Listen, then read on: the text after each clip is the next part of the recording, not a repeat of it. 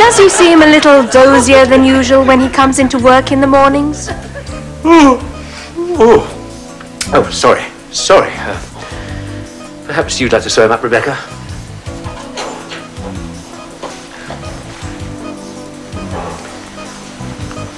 Oh, and if you see your father, you might tell him I'm getting married. What? He's what? Oh, she's told you, has she? I think it's brilliant. Well, I think it's ridiculous. Who is she? She's called Whitney. Is she a fan or what? No, she's a temporary researcher at the TV company. Well, how long have you known her? Oh, a couple of weeks. A couple of weeks? When's the wedding? Next Saturday. Well, I think that's absurd. How old is she? 20-something. Well, how much is the sum?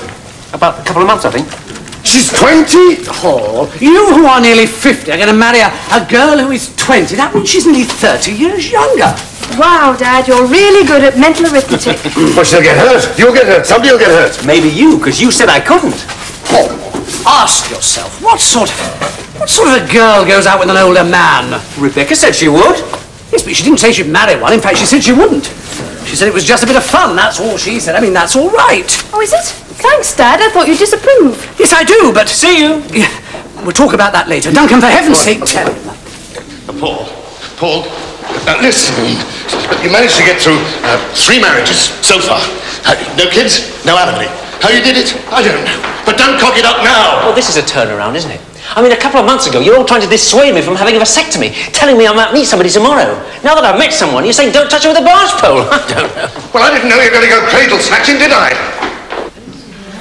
Paul, look, the only time you see people with that kind of age gap getting married is when there are pictures of them in the Sunday papers. Usually they're rattle old pop stars and bimbos.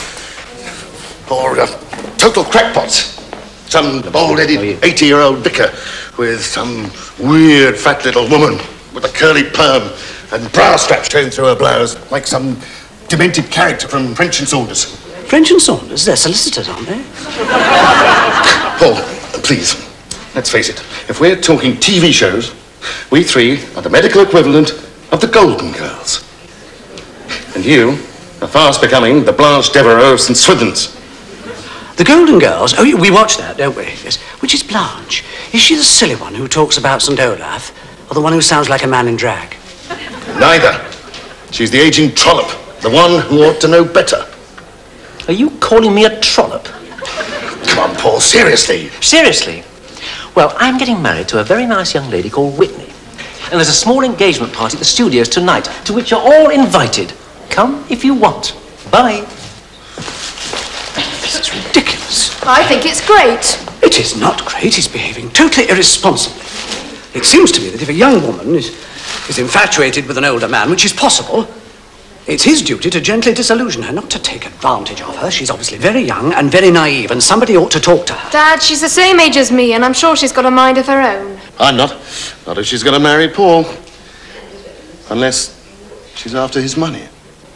In which case, someone should definitely talk to her. Now, somebody's got to go to this party. I'm going, and I'm going to take your video camera and shoot a nice engagement present for Paul and Whitney. It's the least we can do. Duncan? Yep. Yeah, I'll go. And you'll have a serious talk to her? Yeah.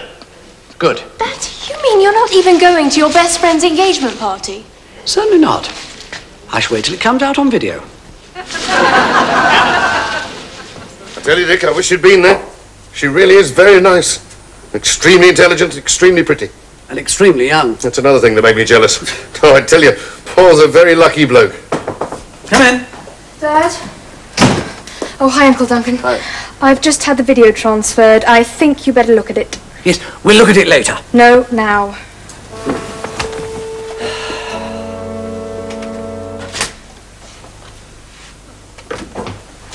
Ah, my book.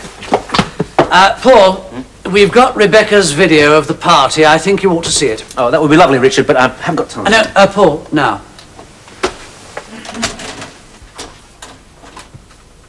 Paul's party, take 1. Hi, and here we are at the engagement party of the year. And here's the lucky man, Mr. Paul Collier. Hello, Paul. Hi. And his lovely young lady, Miss Whitney Anderson. Hi. Great-looking girl, isn't she?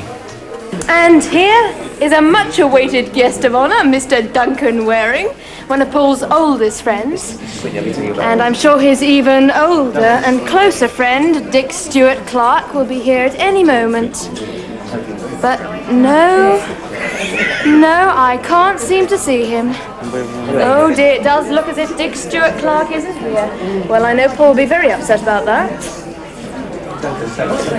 Sorry about Dick. Oh, that's okay. It's a bit tied up. We said good luck and all the best. Oh, and look, here's Uncle Duncan, warning the naive young bride of the perils of marrying an older man. You really had a word with her, didn't you? And of course, being a TV party, it's full of celebrities. There's someone, and there's someone else. And here's famous researcher Whitney Anderson, the bride-to-be, totally oblivious to the candid camera, enjoying a joke with an old, well, school friend, I imagine. Gary. He's no boyfriend, actually. Old isn't a word I'd use. She's very bright, isn't she, Whitney? Yeah, he's great. You know, he's really, really sweet. Anyway, this way I'll get my citizenship and a work permit, and hopefully I'll get a job directing with Independence. We'll be divorced in 6 months, and then who knows? I'll talk to you later. Let's go now. All right. Bye. I'm sorry, Paul. Rebecca couldn't tell you herself, so we said we would. Sorry, mate. What? That? I know that. It was my idea, actually. What? Did you really think I didn't know? Well, yes. Yes. I mean, Oh, you two must have been feeling really terrible ever since you saw that. Well, yes, we were. Well, it serves you right for not believing me. I told you I'd marry one, but I didn't say anything about it not being an arrangement, did I? That is great. Look, I'm due in surgery, but I tell you, boys, I could not have planned that better myself. Brilliant, brilliant. Paul. I mean, okay, you knew, but... Yeah. Well, are you sure you hadn't fallen for her? What? Well, at the party you looked awfully close. Good acting, Duncan. Comes of being on television. We were going to keep it up until after the wedding. Yeah? Yes. Listen, you two are going to have to start trusting me. I've been around a long time. I mean, I know what's possible, and I know what isn't. Right? Right. Okay. Yeah, I still can't believe it. Brilliant. Brilliant. I tell you, they had me fooled. That's an idea.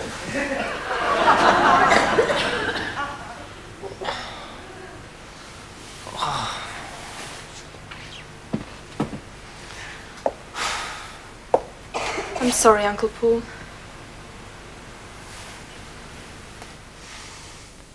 And a young lady from Sheffield who writes, I'm going out with a man who's 31 years older than me.